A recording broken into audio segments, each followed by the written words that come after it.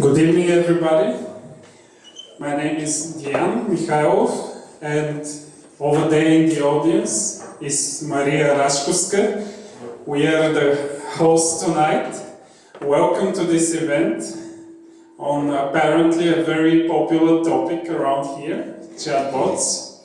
Before we start with the main presentations, a few words about the community and how you can interact with us.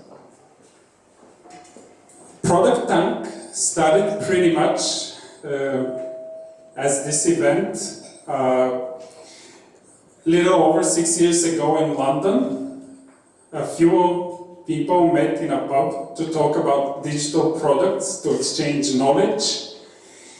And basically, some years later, we are right now more than 20,000 in a global community doing events like that in over 50 plus cities, at least once a month, though here in Sofia we do them every 2 months. Basically, the ways we interact is first our Slack community. I highly recommend for all of you to join. There are very, very useful experts there. For example, Marty Kagan, who is the leading authority on digital products in the world. You have also Simon Cross, the man behind Facebook Messenger and Facebook at Work now. So it's pretty useful to be a member and to have access to those. And it's free and open to everybody that wants to join. Our weekly newsletter, which is basically a summary of the talks that we do all over the world, the main points, along with some video. And of course, our Product Tank Sofia page, where we advertise our events and where you can sign up and pretty much follow up on what we do. Okay, so on to the main topic tonight. But before I give the microphone to our speakers, and of course to keep the suspense a bit longer, I'd like to show to you one quote. It's actually taken, or let me say, it summarizes the whole year, and it's not, it could have been worse. It's something much better. And actually presents what to me is the best opportunity for new products in the next 5 to 10 years. So here it is. Basically, and of course they might be wrong, but they might also be right, one of the leading authorities on tech research in the world actually claims that conversational user interfaces, or the main building block of instant messaging technology and what chatbots actually contribute to, will be a mainstream tech within the next 5 to 10 years. So that actually is probably the difference between a successful product and a dead product. Probably raises questions like, how are we going to communicate with our customers? Are websites dead? Are apps dead? Or are they going to continue in another form? What are the new, you would say, communication tools, designs, emoticons, etc. that we need? How are bots actually going to be included in all of this? To address questions like that, and of course to answer your questions, we have two very exciting speakers tonight. Mongqiu from Viber will present the platform view of one of the leading world platforms on which you can build instant messaging products. And then Boyan, who probably doesn't need to be, or needs no presentation. He will give you an example of a product based on instant messaging technology that actually could be the future of e-commerce marketplaces. So with this, I give the floor to Mongqiu, who's going to be our first speaker tonight.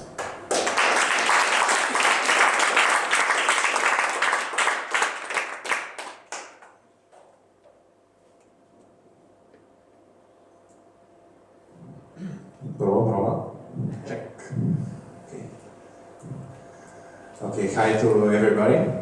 My name is Momchil, and I'm happy that I'm in Bulgaria because this is a place where you can understand this name. Like in other markets, it's more difficult when I say it. Okay, so first of all, a few things about me. Actually, my main responsibility with Viber is that I'm a telecom partnerships manager in a company from Sofia, from here. With my colleagues, we're managing the telecom partnerships worldwide, so basically we cover quite large geographical areas as Asia, Europe, like all the continents. We have users. And why am I here actually? Because, you know, Viber was founded as a startup, so we have adopted the best policies that a startup has, so I'm doing more than one thing. Of course, and apart from telecom partnerships, I'm managing also all the like banks, financial institutions, generally all the corporate sector, that kind of partnerships, and also recently with our new features, I'm also dealing with, how to say it, like the more technical part of the marketing part of our new features, which are mainly related to chatbots. So this is why I'm here. My background is in telecoms here in Bulgaria, where for a long time of period I've been managing products, mobile products and services in several of them. And then I joined Viber. Yeah, so we can start. We have some slides, but I would urge you like to, if you have any question during the presentation and you're impatient to ask, just like Mark somehow, and we can have this discussion, and we have a microphone I see over there for you to be heard. If not, you can ask after that. I will try to be short and I cannot bore you with many things. First of all, can you actually, because as I mentioned, like I'm not the biggest chatbot expert as far as there can be any chatbot expert in terms of the fact that this technology is new, but I would like to know how many of you have developed a kind of a bot or tried to have one, if you can raise your hand. Whoa, okay. Okay, how many have used one? I guess the same people plus some more. Okay, nice, very good audience. Nice. Yeah, what I want to say. First of all, a personal story. I want to start from here. A few months ago, I traveled to Moscow, where I had this business trip related to Viber activities. We were trying to catch up with some of the telecom guys there, like big companies. So I went there, and what happened is that when I arrived at the airport, I took this SIM card, which was one of the Russian operators that we were meeting, with data only, and I was actually able to put it on my smartphone and use Viber anywhere I was, in order to call, to text, to make arrangements, which was pretty nice for me because otherwise it would be really, really expensive if I had to pay the roaming charges and etc. So I made it straight away in the airport. Next, I ordered Uber to drive to the hotel. I had the address and I arrived successfully. I didn't have to talk to the driver or anything, but it can be any taxi application. They also have Yandex there, like any alternative. And when I arranged meetings, because it was like really flexible, I used Viber, obviously, like. And all these things were like good for either our business because I used Viber, or for my bank because they extracted the money from my bank account using Viber, or for the telecom there because I bought local SIM card. Why am I sharing this? Well, because I thought about after I returned from the trip and I said to myself, well, if it was like just 5 years ago, most probably none of these things would be possible. Like if you think about it, how did we travel in the past? Like I probably had to take a regular taxi. I wouldn't have been able to call anyone because it was too expensive. I had to talk to, maybe I would have improved my Russian more back then, but you know, it's not the same experience. And this was like just 5 years ago. You can imagine what was 10 years ago, 15 years ago. So when somebody asked me what will be in the next 5 years, I completely had no idea because it changes so fast actually. It's like, if you think about it, like the big picture, in the world of technology, a lot of things are changing, and I can split this in two levels. So first of all, on macro level, as in economics, a lot of things are happening. So we had 3G, now we have 4G, we have 5G soon, we have Internet of Things. the carriers are evolving the network, so it will become like a mobile broadband environment. So a lot of things are happening there.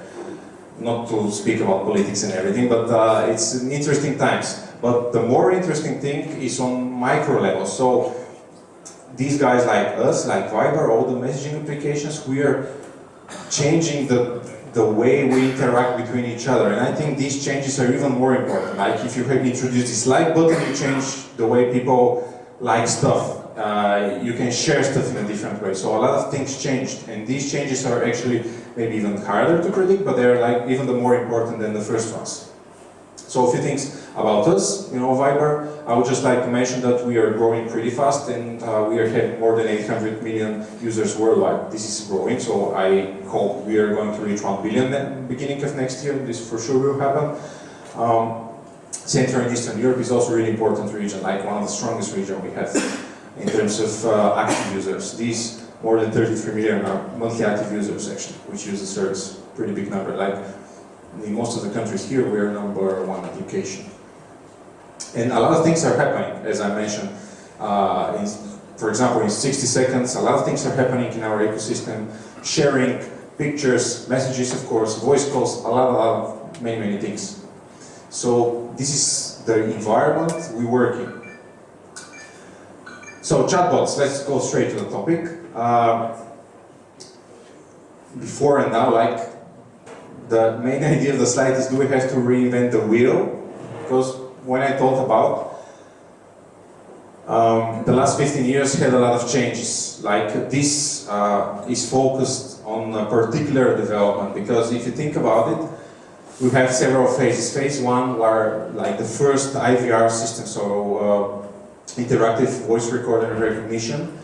Google even had that strange product where you can dial a number and you can say a number, they're trying to connect you and record your voice. This is not live anymore, but they did that in the past. And this is a company called Tell.me, which was acquired by Microsoft. They did similar thing through IVR, so these were like the first voice phase. Then all these services were evolved into what we have as Siri, Cortana, Google Now Assistant, etc. So this was like the second phase where we had these mobile assistants. And now we're switching to messaging, like the current phase. So, as I said, this is a particular picture, and I'm focusing on voice towards messaging. Not that something else didn't happen also. Because this is like pretty different, and what we see currently that a lot of people feel it really more comfortable to type and to tap on things on their screen rather than talk. And this is like big thing, and we believe it will continue to be like that for the next years, as also Diane mentioned in the beginning.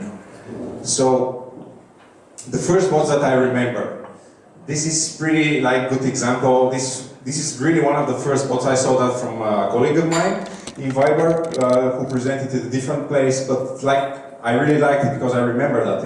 I'm sure you also remember that. Like in the first Word versions of Microsoft, it popped up everywhere.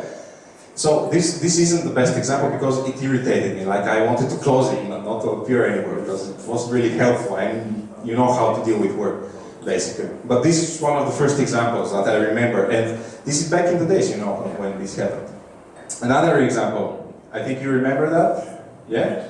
The IRC, the Mirka, it was called back in the days. And I had a particular memory of, unfortunately I couldn't find it, but it was a trivia game, some Bulgarian channel that asked questions, and the fastest received some points. So there was like this classification of the people, so on. So this is another, and it went pretty well, like it was pretty good bot, asking all kinds of questions. And you had to be the fast. If you had a slow internet, it wasn't like the best thing to participate in that kind of trivias. But this is another example, and I remember this pretty well. And we had, like this is another typical example. I have a particular story. One friend of mine told me when he entered this public facility for something, he had to do some work, and there was this lady who even before looked at him said, "Be careful with the cable at the entrance." Like, and he was like, what? And then he saw this cable that he had to step over. And she told him, be careful for the cable at the entrance. And he spent there like an hour because they are working slow. And for each new customer which came in, she repeated that, be careful with the cable at the entrance. And when he looked at the cable, it could have been moved, like it doesn't have to be at the entrance. But I'm sure this lady repeated this for the past 20 years, so she was acting actually like a bot. And I'm sure you have seen like many examples like that, especially from the public institutions here. I've also experienced it, and we joke with our colleagues that these are like perfect examples for non-efficient bots, but we have it like that. So basically, where are we now? As I said, and as I saw from your response when I asked who developed bots, you're quite more experienced than me in this area, but I can share what I learned and what we did in practice in Viber, such a global structure in the past months. What we have seen is that there are a lot of applications, and you know that, I'm sure you know that, but the standard user, the average user, doesn't use more than 4 or 5 applications per day, or even less, on their smartphone. They may have many, but they don't open them. So Viber is one of the applications they open on a daily basis. So there is no actual real point anymore to have that many applications to do some particular stuff. You can do it also in Viber or any of the other messaging platforms, but preferably in Viber, of course. Yeah. So why have these all applications like mobile banking applications, music streaming applications, online shopping applications, picture editing? You can see it here. Why you can have it on the thing you use actually, and it could be really smooth experience. So we are here, and I think more and more people start to notice that this could happen. So we started to speak also with many businesses here locally and in all the markets around, and our colleagues at Viber are speaking worldwide, and we see great interest. So, because when I say something like this, you say, okay, this is really the thing. I have to be present there, not to have this separate application. But it's like a general idea. So we wanted to like make it more practical, and what we have seen currently.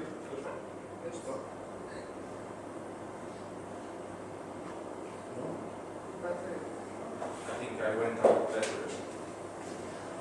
You have the other one?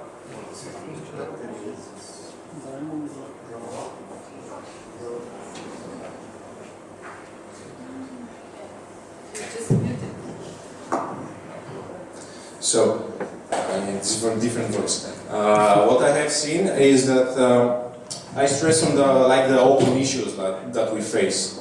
Yeah, it's working. Okay. I like this one better. So, basically, there are no real standards. What we see for chatbots specifically, you can do anything, and it's not really like there are no boundaries. And it may be a little bit frustrating, but on the other hand, this is something really cool because you can really think of anything that you want to do in this ecosystem. I want to focus on 2 things, like this is reach and monetization. So basically, whatever you do, you either try to reach more people in order to be popular with your product, with your thing, and then possibly you try to monetize in a way, like to make some money out of this. And you can do that in several directions. So in order to have good reach, what I think is important is to be viral, especially in messaging currently, and to have the proper language. So I will give you an example in a minute, but it's not like you don't have to follow the rules you know from other platforms or from your previous experiences. The chatbot thing is different thing, it's a new thing. I mean, it's not new, as you see, as you saw, but basically, currently it's trending, and you have to have different approach. When you write a conversation, it's like a whole separate conversation. And you have to face also the other thing, which is you have to speak one-to-one, like as friends communicate, and at the same time you have to have one-to-many presence. So basically, you have to have your presence on a platform as a brand, as a product, to be able to communicate to many people, but at the same time to communicate with each and every individual in the same way they want to do it. This is another problem, and you have to be discoverable. To be honest, I don't think there is a good way to find bots currently. I mean, I'm sure all of you know how to do it, where to do it, know all the related websites, but for the general user, we haven't gone there yet. But this will happen also. And for monetization, you have several things you can do. You can sell stuff, as in the internet in general. You can sell stuff, or you can have content. You can publish stuff. So these are like the main two verticals. And in chatbots, you can do both. So you can directly sell. You can have e-commerce, which is according to me, pretty good option. Or you can publish something interesting for the user. So these are like the two main things you can do. And I added here like you can have loyalty through customer care, because we see that in practice. So a lot of clients, especially big clients like corporations, see this as an opportunity for customer service new channel. Instead of calling your favorite and most favorite telecom operator, and instead of chatting with some lady on the phone, you can do the customer service interaction via the bot. And it's easier, you can do it anytime, it takes less time than calling. And it makes you more loyal, hopefully, to them, because you can do the job and not wait. And also banking, like all the big corporations really love this idea. They see more value, like at first glance, than selling stuff, which may be more important for them. So this is the current picture that we see. So the example I wanted to give you, this is how it looks on Viber. We launched this, it's public, and you can have buttons at the bottom of the screen. You can actually put pictures, they can be colorful, you can have GIF animations, etc. And we launched Raiffeisen Bank in Bulgaria some time ago. So when we did the meetings, we explained the whole thing, the idea. And they were like, after all, they are banks, so they're big structure, they're slow, they have to think about it. But at the same time, they were like pretty flexible for this project, and they wanted to do it.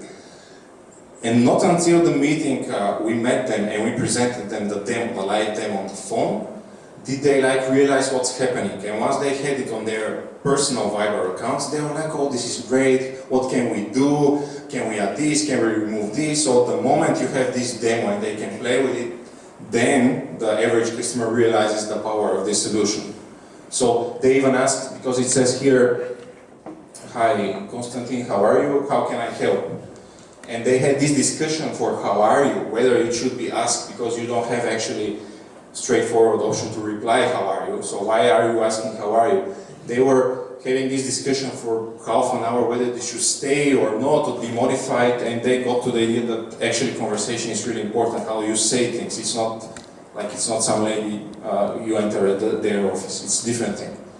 So it really gave us a perspective on how actually currently, really practical case, the business thinks. And I, like, also from our experience, wanted to share some things that you can think about when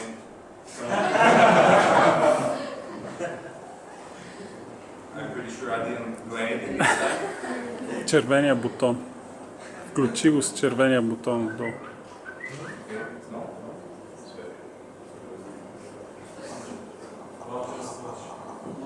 Okay, okay. So again, I have to finish or something? I mean, okay, so something to think about, if you let me tell you. Some things that I think are currently missing here and in many markets. First of all, fun bots. If you want to go mass market and to have a bigger audience, you should have some fun. Like, this is Viber after all. You don't go there to make strange deals with businesses and everything. It should be fun. You should get engaged. No? No? Okay. So fun bots, the first thing. What I found, today I found, it's not on Viber, should I mention that, but it is a bot regarding the perfect grandmother. So bots like that.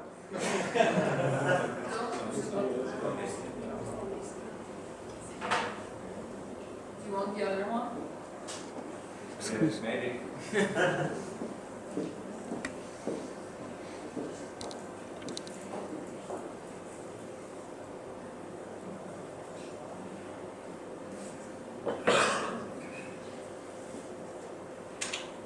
Okay, okay.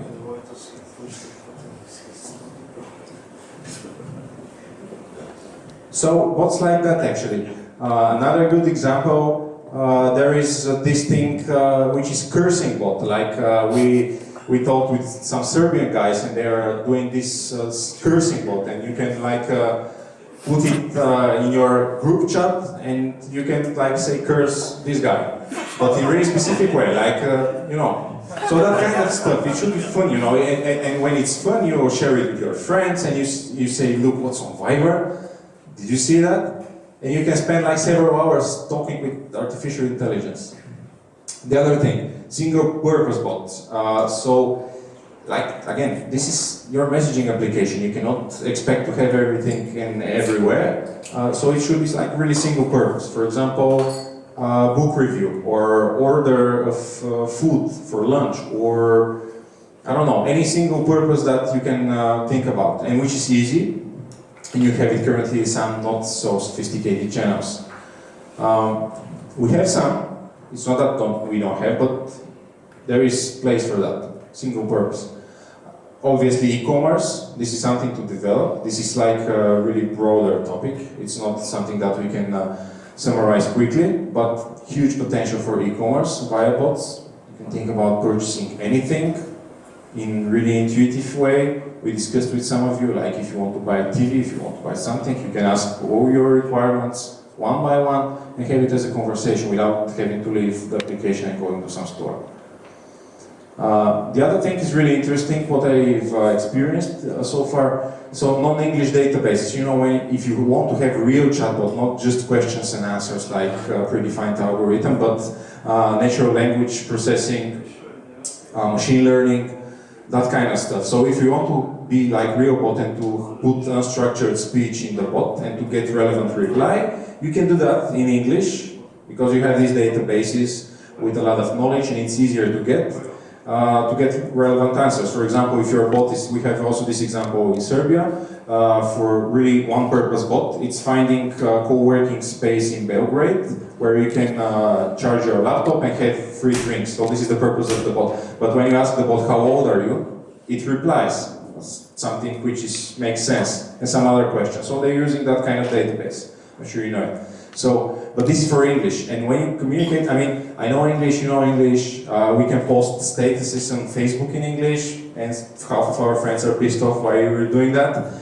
It's okay, but if you talk in Viber, you should do it in your native language in most of the cases. It's a bit strange sometimes to talk in English. And for non-English databases, I don't think for smaller languages in terms of population, we have that many. So this is a pretty good niche market. If you can apply your system to be able to adopt new languages quickly, you can imagine Arabic, I'm not sure about Spanish, maybe they have that kind of language groups. It could really be something a lot of people will be interested in and pay money, valuable information. And the last things, NLP, of course, this is something that I don't think is evolved enough in this whole ecosystem. The natural language processing and understanding, and also generation. You know, this is pretty separate topic. We can spend an hour to talk about it, but I expect here a lot of things to happen in the next 1 or 2 years, if not happening already. And another interesting thing I would like to stress out is artificial intelligence plus a human in the loop. So you ask, the bot replies, but at a certain point he doesn't understand, or she, and you're transferred to a person, and then that person can answer and say to the bot, you should learn that, so next time I won't get involved. This is like the perfect and more sophisticated maybe bot that we can have currently, and this will be a real treasure for a lot of business partners, like, because they want to have CRM, they want to have live support, but to be diminished and supported by the bot. Like, this is really good solution. So these are the few things. The Viber approach, we try to be discoverable through the public accounts feature that we have. So each business currently can have their public account in Viber to be discoverable, to be found, to push one-to-many content, again, something important. So they have this channel. When you have your audience, you can push to everyone, and they receive it as one-to-one message. So this is the beauty of it. So I receive it as my friend sends me something. It's the same way it's received. And monetization, you can that you ask me some things, and they can engage the user. And I think one of the most important things is that we can make it really customizable. So we are present in a lot of places around, and we are using this customizable approach that I don't think our competitors have almost anywhere. So you can try it, it's public, you can find it on our website, you have the API, you can do anything, and we're always here like to support, to discuss ideas as we did even before to start today. That's it from me. Thank you for listening. Several portions of the talk between the microphone changes. And should you have any questions, feel free to ask, and I'm sure we can provide the microphone. Thank you.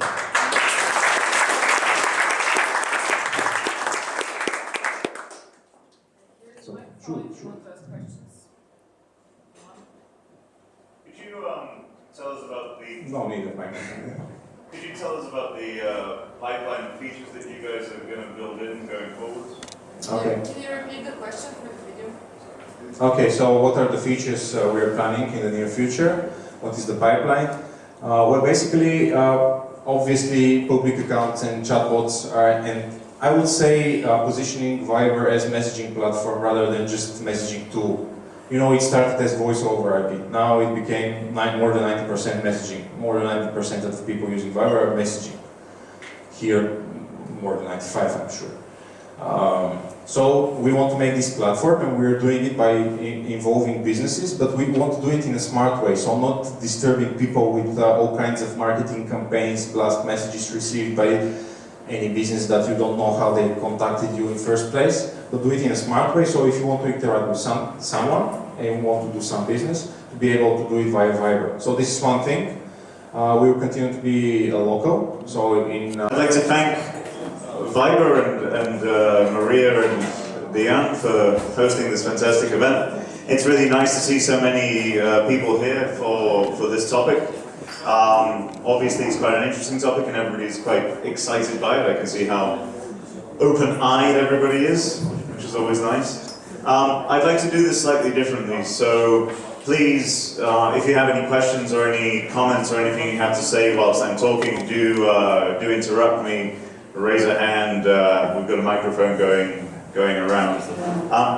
I'd like to start with a couple of questions, and I realize based on what Mumchil was saying that maybe I'll be playing devil's advocate slightly for tonight, because whilst I'm here along with my co-founder Tikhomir, I'd like to look at both the positives and the limits of designing bots and building bots at the moment. Okay, so first question, why do bots exist at the moment? Anyone?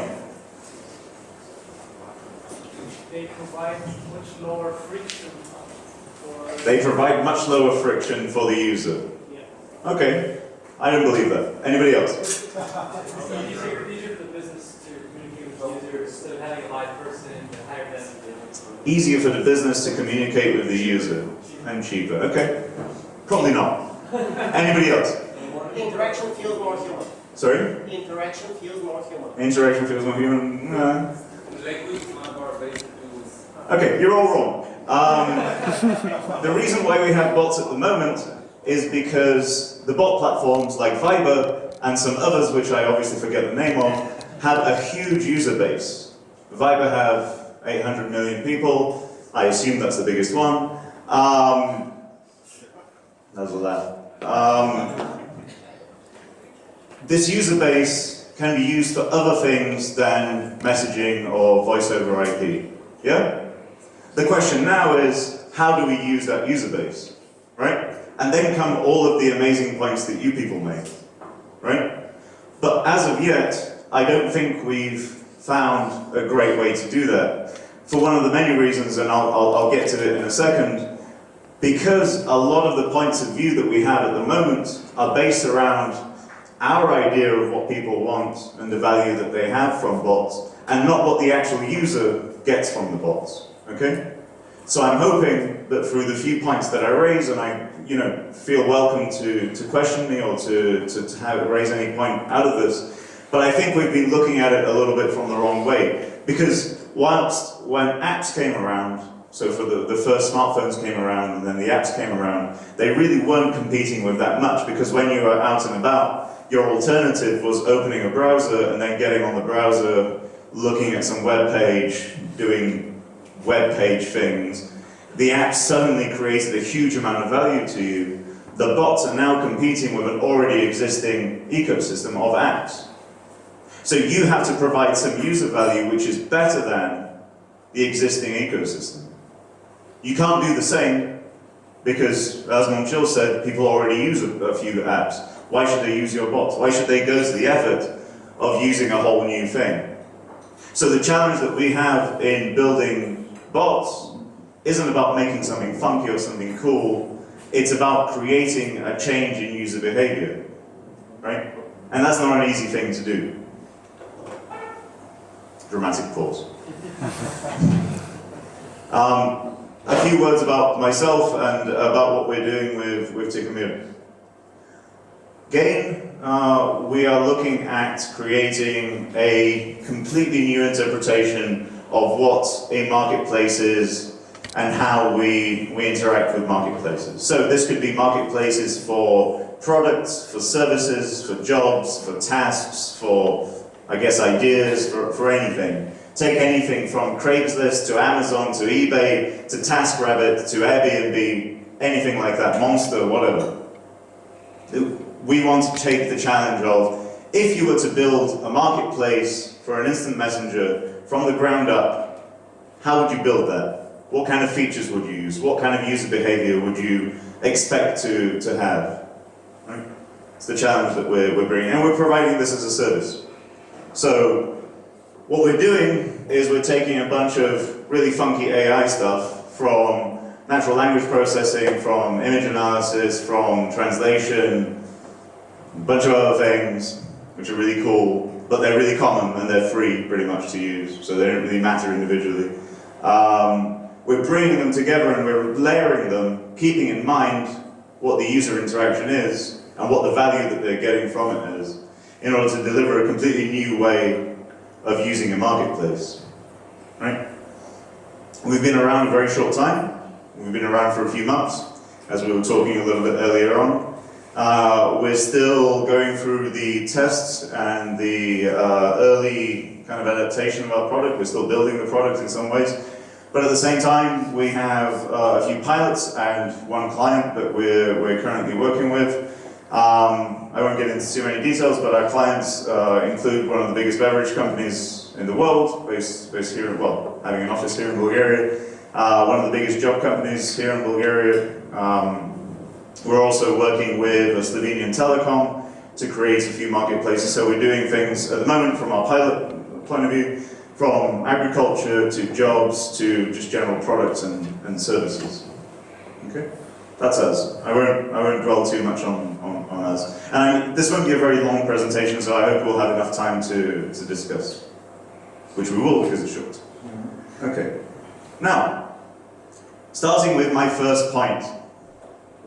I think we've got it all wrong. All of the points you brought up are very valid, but they have to be super, super linked to the user value that they get from the app. And I think we've been looking at bots and the value that we get from them in a slightly twisted way.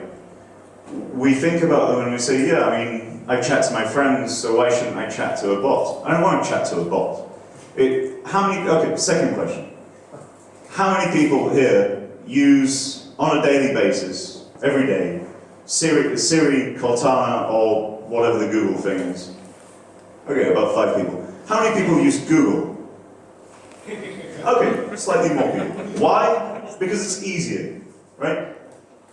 I don't know if you remember, but in the infancy of the internet, in the 2000s, there was a search engine called Ask Jeeves. Does anybody remember this? No. Okay. The logic of that was, why type in shoes when I could type in, I would love to have some shoes? Right? Did it work? No. It turned into ask, and then it turned into nothing. It's really nice that we talk to our friends in a conversational way. And there is huge potential in having conversational formats for the bots that we make. But the value of that conversation needs to be super closely tied to the value that that user gets from using that bot. If the reason for them interacting in a conversational way isn't tied to the reason that they're using it, there's no point for them to use it. They've got plenty of choice for things to use. Just because you can converse with something doesn't mean it's better for me to converse with anything that my next best choice. It's, the economic thing of opportunity cost. And we live in a world where there are more and more options for people to use things, so why bother? So, when we're looking at the benefits of bots and the benefits of instant messenger technology, we look at these sort of benefits. First of all, as Momchil said, people are very saturated by the amount of information they have, the hundreds of thousands and now millions of apps that they could download. So why download a new app? The reason needs to be quite strong. Why try a new bot? The barrier is a little bit lower. They already have Viber, they already use Viber, so why not try the bot? And this is one of the reasons why we think that you're preloaded onto the phone, you might as well make use of that screen real estate that the app has on the phone. The other thing is that you're pre-registered. So if you think about authentication and the whole onboarding process of getting a new user onto your platform, well, a lot of that could be pre-done. There are some specifics here with the individual platforms, but all of that effort that you otherwise go to register a user could now be taken care of because they already use Viber, so you could take a bunch of stuff from there and go, especially with some very innovative features like people like that guy, who have some very clever security ideas about how we could handle those processes. Thirdly, instant messaging is actually very intuitive. What we're looking at with Takamura and with Game is communities, whether they are in emerging markets or whether they are in developed markets, like Bulgaria,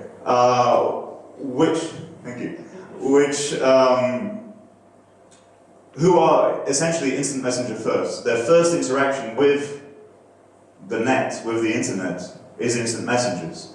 They might not use websites, they might not use many other apps, but they will know how to use chat. And with many people, especially if you look at the demographics of it, the majority of the time that we spend using the internet in one way or another is for instant messenger platforms. So, if we could find a way to capture people's attention and capture people's imagination or interest in a way through instant messengers, then we've got a huge captive audience. What we're really passionate about is groups who currently don't have market access. So they're currently blocked from typical e-commerce markets for one reason or another. We'd like to help them gain that market access, whether that's to be able to sell their stuff and gain an extra income, get a new job because they have no access to jobs markets, or to be able to, learn something new, gain access to lower priced goods, whatever it might be. But there are so many different use cases when you understand the value that your users have. Okay, there are limits. And these are really important to keep in mind, because they force us to be innovative in the way that we work with the platforms that we use. One of them is screen space. And this is a really important one to keep in mind, because the middle point there, which I for some reason skipped, is a positive on the one side, because we give our users focus. As, again, when Jill was saying, we can create really, really specialized things that do one thing, that will do one task, and they do it really well in a bot. And one of the reasons that why that works very well is because the screen space is very limited. The counterbalance of having no clutter on the screen is having very little space to do very much anything with. So we need to be very clever in how we use the technology that we incorporate into our projects in order to make the most of that screen space. And that doesn't mean making things smaller, it just means making, again, understanding our user behavior so that we can layer the different technologies that we incorporate in a way which builds a powerful product which helps that user behavior change. Did that sentence make sense? Who didn't it make sense? Good. The change that we're requiring on the one hand is quite big, because we're talking about doing things in a bot which people up until now either do with an app or a website. You know? So on the one hand, it's quite complicated. On the other hand, as we've already said, people use instant messages. Right? So there's something to anchor onto there. Personally, I don't agree with the quote that was at the beginning of the presentation. I think bots themselves will be incredibly important going forward, but I think there are many interpretations of how those bots could manifest. And if you think about it, the bot gives you a canvas which you can work on. That canvas is completely open to how you use it. Why not have buttons? You know? Why not have different features that you can use? The payment stuff that the guys are thinking of or planning on introducing right now, it's fantastic. We could have whole microeconomies built into messaging platforms. It changes the whole nature of what we conceive as money and payments. It's fantastic. There's no reason why we should limit our thinking to the current way that we interact with our friends. There's much more powerful ways that we could do. On that point, keep in mind that the platforms themselves, apart from Viber, which is incredible, but also Viber included, they're still works in progress. A lot of the tools that are being made, a lot of the tools as a developer or integrating into different platforms that you might have are still in the process of development. Which on the one hand is really cool, because we have an opportunity to get in at the beginning of the development of these platforms and grow with them. On the other hand, it's quite funky, because it forces us to change our perceptions of how we work with that platform.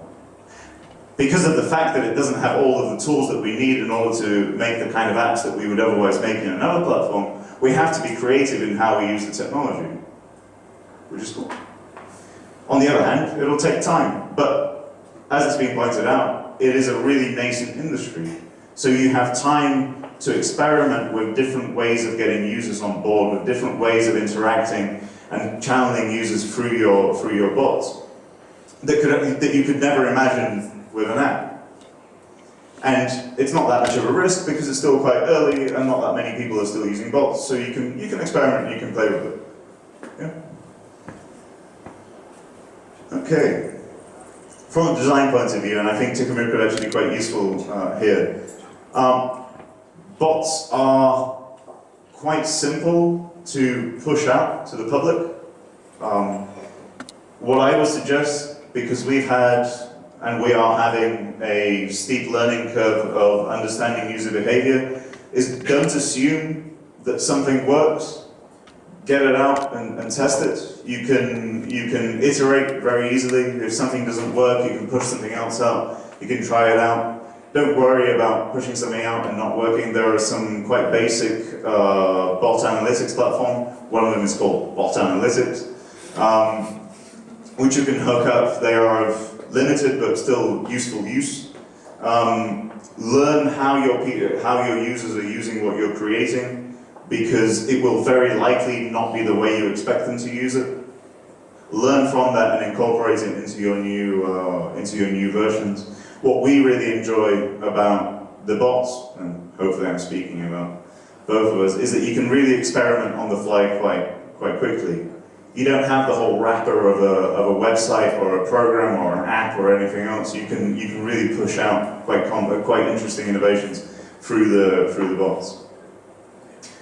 Think ground up, right? Just because you have an app which does X doesn't mean you need to think, how can I take that functionality from the app and translate it to the bot? No.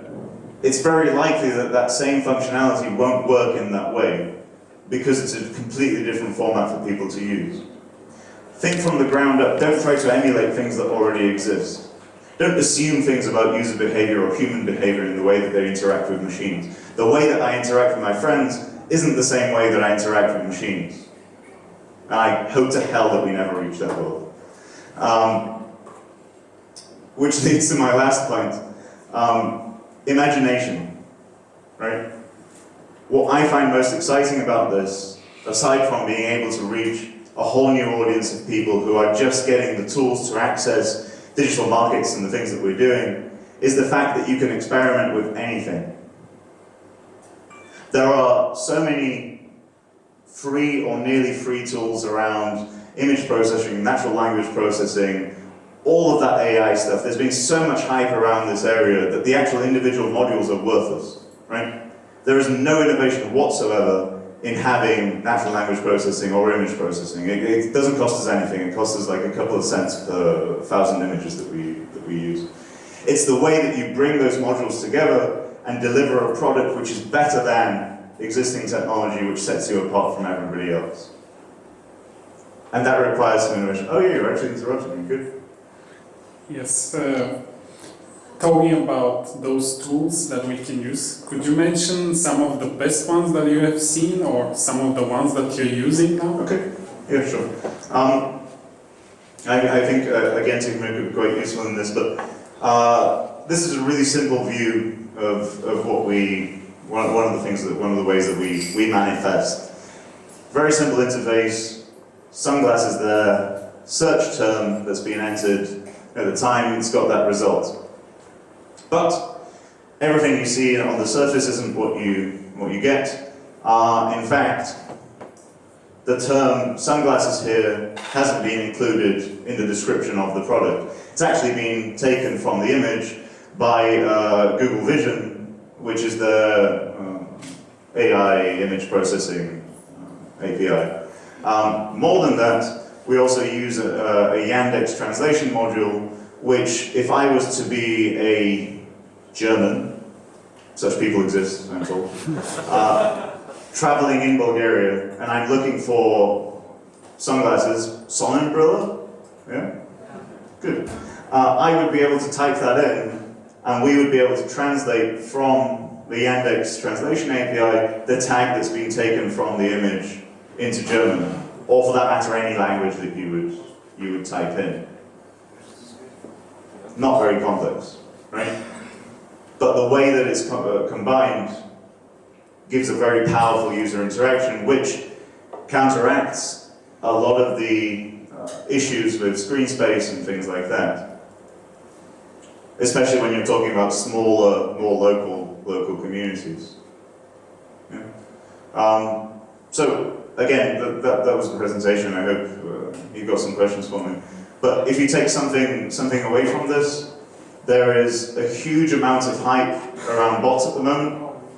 And the question that you asked, especially about how we get those users and how those users come about at the moment, those questions haven't been answered. There isn't a huge amount of people using the bots right now. And I think a lot of that is because we haven't still understood the value to the user that we're offering as developers and as product creators. So if you take something away, it's speak to people that might use your bot and have an understanding of why they would use it over an app or over a website. There will definitely be use cases for that. It's just then a case of targeting those communities and those user groups to be able to get your products out. Yeah. That was me. Thank you.